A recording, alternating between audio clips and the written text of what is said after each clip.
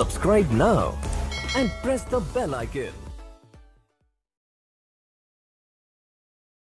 नमस्कार साथीहरु, अब हामी सिधै विषयवस्तुमा प्रवेश गर्न चाहन्छौं। मलाई एकाथरी साथीहरुले ज्ञानेन्द्र साईजीको रिहाईको तपाईले रिहाईको निम्ति पहल गरिदिनु भएकोमा धन्यवाद भन्नुभएको छ। अब अर्काथरी साथीहरु अलिकति चित्त दुखाउनु भएको छ।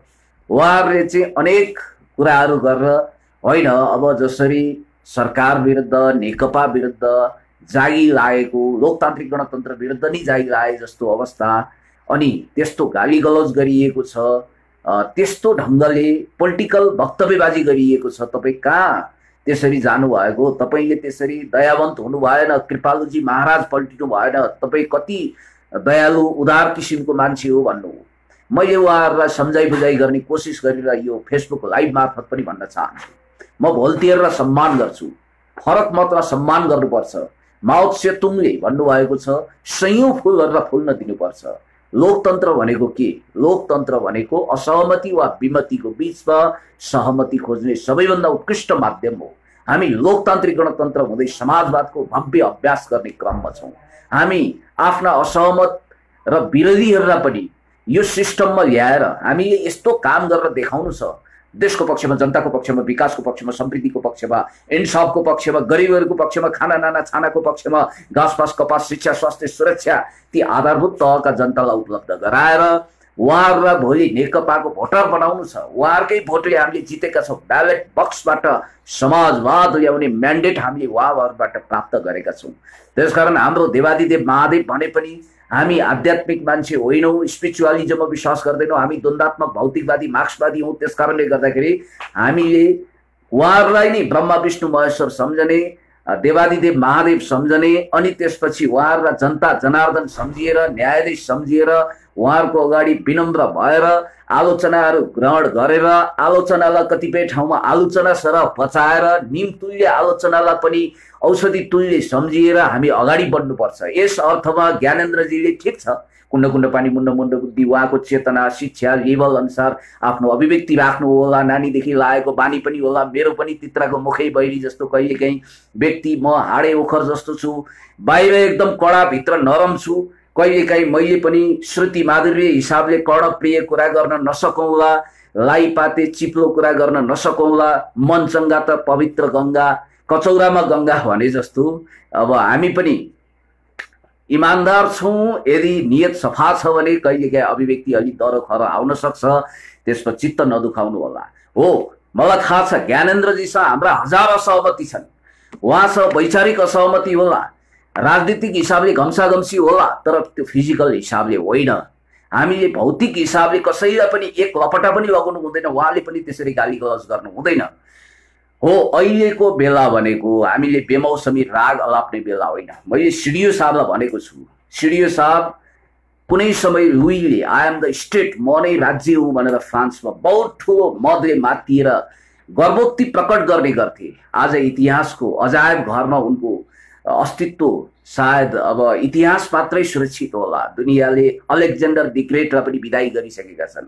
त्यसकारणले गर्दाखेरि यो कर्मचारी तन्त्र भनेको राज्य सत्ताको एउटा कलपुर्जा हो, त्यसको तपाई एउटा हिस्सा हो। त्यसकारणले गर्दाखेरि तपाईले एक हिसाबले प्रतिशोध सार्ने होइन, कानुनको कार्यान्वयन गर्ने हो। र अहिले जनताको मूड के छ, दशा र दिशा कतातिर परिलक्षित छ, समयको पदचाप के छ, हामीले कुन ढंगले अगाडि बढ्नुपर्छ, हाम्रो जीवन यात्रा भविष्य यात्रा कता तेर्साउने भन्ने कुरो म यहाँले सोच्नुपर्छ, बुझ्नुपर्छ। किनभने हामी जनआन्दोलनको घाइते नरनाथजी, म हामी गएका थियौँ, चिया पिलाउनु भयो, सभ्य हुनुहुन्छ, भव्य हुनुहुन्छ, पढैया हुनुहुन्छ, राम्रो प्रोफेसनल क्यारियर पनि छ, भोलि सचिव हुनु होला, मुख्य सचिव हुनु होला, तरक्की गर्दै अगाडि बढ्नु होला।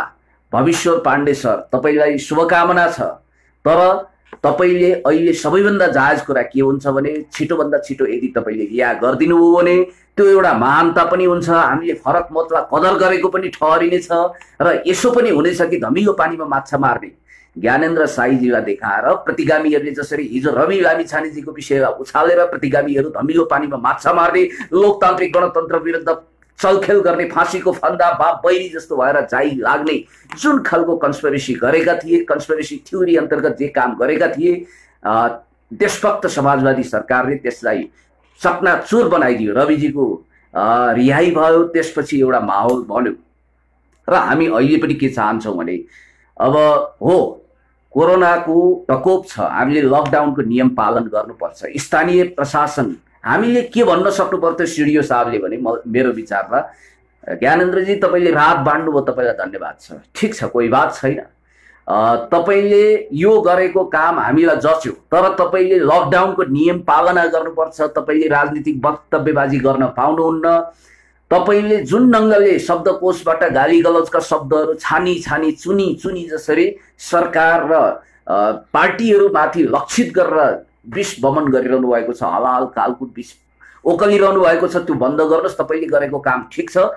तपाईँले प्रशासनसँग स्थानीय निकायसँग कोअर्डिनेसन गरेर राहत वितरण गर्न पाउनुहुन्छ भनेर उहाँलाई भन्नु पर्थ्यो, त्यो नभन्नु। वास्तवमा मेरो विचारमा चाहिँ त्यो भनेको भए गजब हुन्थ्यो। र अहिले पनि केही बितेको छैन, ड्यामेज कन्ट्रोल गर्न सकिन्छ। छिटोभन्दा छिटो ज्ञानेन्द्रजीको रिहाई होस् र लोकतान्त्रिक गणतन्त्र विरुद्ध खेलोमेलो गर्नेहरूले मौका नपाउन्। त्यसो त यहाँ कति साथीहरूले इनबक्समा म्यासेज गर्नुभएको छ, फोन गर्नुभएको छ, देश विदेशबाट तपाईँ के भनिरहनु भएको छ। ज्ञानेन्द्र साईजीहरूले करोडौँ उठाएर कनिका जस्तो चन्दा के अरे यसो काहीँ काहीँ छ्यास राहत बाँडे जस्तो गर्नुहुन्छ। कसैको कोठाबाट त्यत्रो राहत सामग्रीहरू बरामद भएको छ। अनि कतिले त गाली गलौजको भाषा प्रयोग गर्दै एसएलसी पनि भारतबाट एसएलसीको चोरीको नक्कली सर्टिफिकेट ल्याएको रे। अनि त्यसपछि अब सुन्नै नसकिने गरी जातिगत हिसाबमा राउटी भनेको छ, बदनाम गरेको छ, हिलो छ्यापेको छ। अनि त्यसपछि रको सीता खाएर गीता गाउने रको भत्तावाल भनेको छ। अनि करोडौँको गाडी चढ्ने, घर सम्पत्ति जोडिसकेको भनेको छ। अनेक खालका दोषारोपण गरेर के फाइदा? किन गर्ने यस्ता दोषारोपण? नगरौँ साथीहरू। हामीले प्रेमको बिरुवा, माया सद्भाव विश्वासको बिरुवा रोपौँ, त्यहाँबाट फल पनि प्रेमकै लाग्छ। हामीले प्रेम बाँडौँ, प्रेमै पाउँछौँ। घृणाको विषवृक्ष रोप्यौँ भने हामीले वटवृक्षको आशा गर्नु हुँदैन, कल्पवृक्षको आशा गर्नु हुँदैन। घृणा नै उम्रिन्छ। हामीले प्रेम रोप्यौँ, प्रेम नै उम्रिन्छ। विषवृक्ष नरोपौँ साथीहरू। हामीले गाली गलौज नगरौँ। म ज्ञानेन्द्रजीलाई पनि भन्न चाहन्छु, उहाँमाथि उहाँले पनि आगामी दिनमा मर्यादित शिष्ट ढङ्गले भाषा प्रयोग गर्नुहुनेछ। हुन त मेरो पनि कहिलेकाहीँ तित्राको मुखै भैरी भने जस्तो अलिकति तिता कुरा गर्न सक्छु, मैले पनि गरेको होला। म त्यसमा आत्मालोचित छु। मैले आफूलाई सच्याउने कोसिस गरिरहेको छु। कतिपय कुराहरू नानीदेखि लागेका बानी हुन्छन्, त्यसमा हामी सभ्य भव्य गरिमामय ढङ्गले जानुपर्छ। कसैमाथि पनि हिलो छ्याप्नु हुँदैन, खोइलाउनु हुँदैन, भुत्लाउनु हुँदैन, बालको खाल उतार्नु हुँदैन, गोयबल्सको खलाती जस्तो भएर राजनीतिक प्रोपोगन्डा गर्ने। अनि त्यसपछि यस्तो यो सङ्कट र शोकको घडीमा हामीले यसलाई पोलिटिकलाइज गर्ने, क्यास गर्ने, अनि त्यसपछि धमिलो पानीमा माछा मार्ने, यो खालको खेलोमेलो गतिविधि, पेलपाल झेलझाल ठेलठाल षड्यन्त्रकारी काम बिल्कुल गर्नु हुँदैन। हामीले मुक्त दिमागबाट रचनात्मक हिसाबले जनतालाई कसरी सेवा दिने, र यो देशभक्त समाजवादी सरकारले त्यसको निम्ति म्याक्सिमम कोसिस गरेको छ। सामान्य प्रधानमन्त्रीज्यूले अहिले जसरी कोसिस गर्नुभएको छ त्यसलाई हामीले प्रशंसा गर्नुपर्छ। वास्तवमा हो कमी कमजोरी भएका होलान्, काम गर्ने सवालमा स्थानीय निकायले फुल फ्लेजमा साथ दिएन होला। प्रदेश सरकार अब विपक्षीहरूको पनि छ, त्यसकारण त्यहाँ पनि अब स्थानीय निकाय विपक्षीहरू पनि छन्। उनीहरूले यो सरकारलाई कसरी फेल खुवाउने भनेर 33 कोटी देवता भाकेका होलान्, अनि अनेक किसिमले धुप हालेका होलान्। तर हाम्रो कोसिस के भने असहमतहरूलाई पनि सहमतिको छानो मुनि, अम्ब्रेला मुनि ल्याएर हामीले काँधमा काँध हातमा हात मिलाएर नेपालको आर्थिक सामाजिक राजनीतिक रूपान्तरण, सोसियो इकोनोमिक ट्रान्सफर्मेसनको निम्ति म्याक्सिमम कन्ट्रिब्युसन दिने हो। यस्तो बेलामा हामीले वास्तवमा यो समयको पदचाप सुनेर गति स्पन्दन छामेर अगाडि बढ्नुपर्छ। फुकी फुकी पाइला चाल्नुपर्छ। कसैलाई गिरफ्तारी गर्नु अहिले जायज थिएन, होइन। र छिटोभन्दा छिटो ज्ञानेन्द्रजीको रिहाई भयो भने त्यो लोकतान्त्रिक गणतन्त्र र नेकपाको हितमा हुनेछ। र हामी देशको पक्षमा, जनताको पक्षमा, इन्साफको पक्षमा, समृद्धिको पक्षमा, विकासको पक्षमा हर हमेसा खडा हुनुपर्छ। मलाई यतिखेर सम्माननीय पूर्व प्रधानमन्त्री कमरेड माधव कुमार नेपालको एउटा भनाइ याद आउँछ, र उहाँले के भन्नुभएको थियो भने यदि हामी सत्यनिष्ठ भएर एकको बृहस्पति जस्तो भएर पनि हामी सच्चाइको पक्षमा उभिन्छौँ भने एक दिन अवश्य पनि हाम्रो जित हुन्छ। मलाई यो कुरा एकदम जचेको छ। सम्माननीय प्रधानमन्त्रीज्यूले पनि अहिले सच्चाइको पक्षमा, देशको विकासको पक्षमा कुनै कसर बाँकी नराखिकन काम गर्दा उहाँलाई हुनसक्छ अब कतिपय मान्छेले साथ दिएनन्, सपोर्ट दिएनन्, छिर्के आने होलान्, बेलबल जेलजल ठेलठाल गरे होलान्, एम्बुस थापे होलान्, त्यो बेग्लै कुरा हो। तर यो सरकारले अन्तर्राष्ट्रिय समुदायबाट पनि नेकपाको सरकारको प्रशंसा भइरहेको छ। कोरोनाको व्यवस्थापन राम्रो भएको छ। हाम्रो संयोग, हाम्रो एउटा सुखद सौभाग्य नै भनौँ, एकजना मान्छे पनि हो कोरोना रोगले छोएको छ नेपालीलाई पनि, किनभने विदेशबाट आउनुभएको साथीहरूले उपहारको रूपमा सायद अब बोकेर आउनुभयो र यो एउटा डरलाग्दो संक्रमण, डरलाग्दो सरुवा रोग हो। यसबाट सबै सावधान हुनुपर्छ। स्टे सेफ भन्न चाहन्छु, सबै घरमा बसौँ। तर एकजनाको पनि प्राण पखेर उडेको छैन। सबै मान्छे सही सलामत छन्, कति त उपचार गरेर फर्किसके।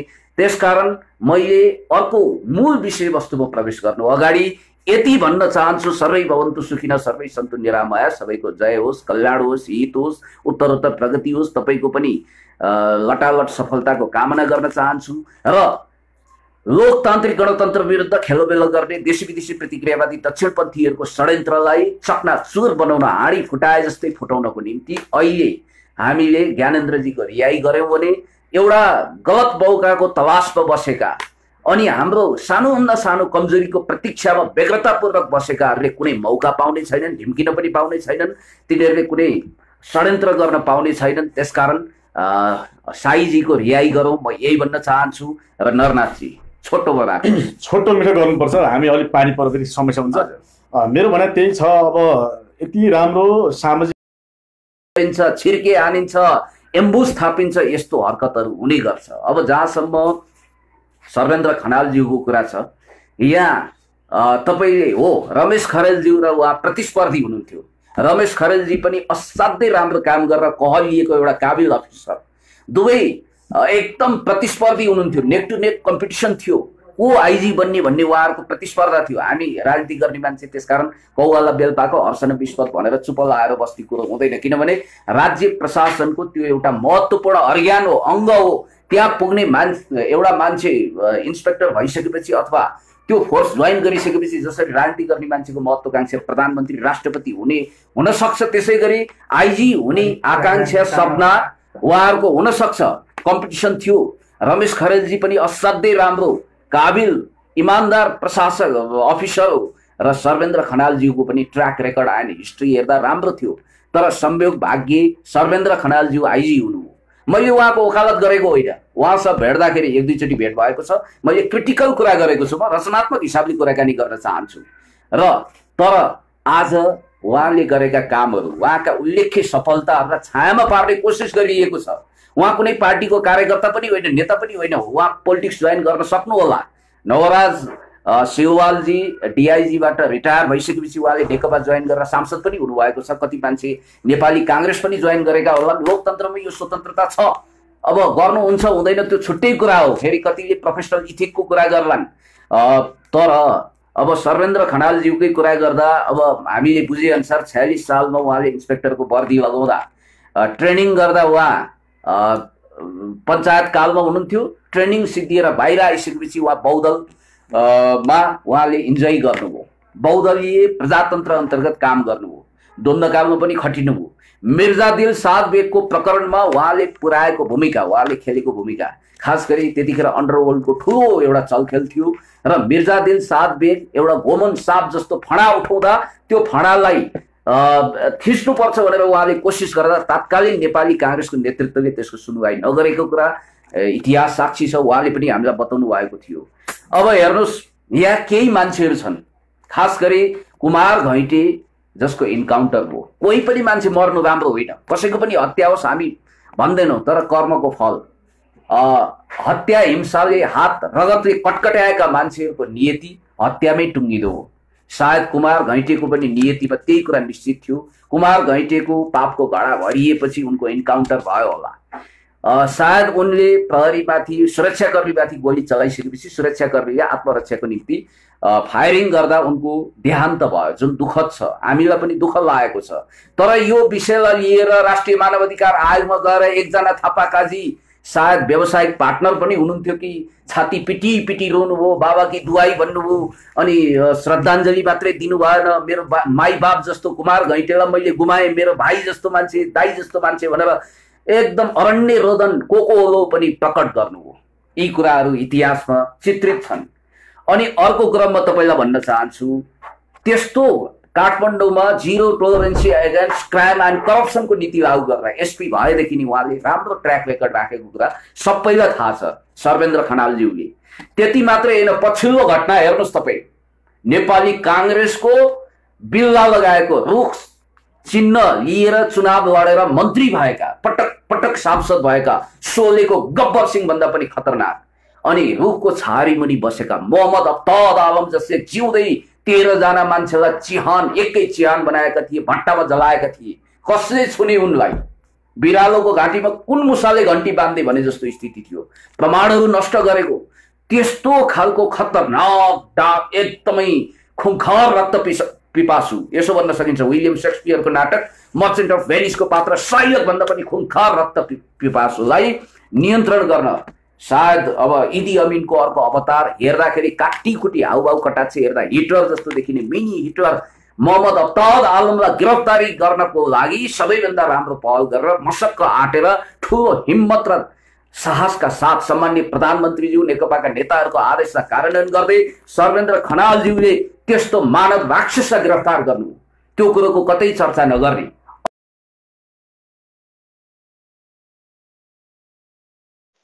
हाम्रो च्यानललाई सब्स्क्राइब गर्नुहोला, साथै बेल आइकन दबाउनुहोला।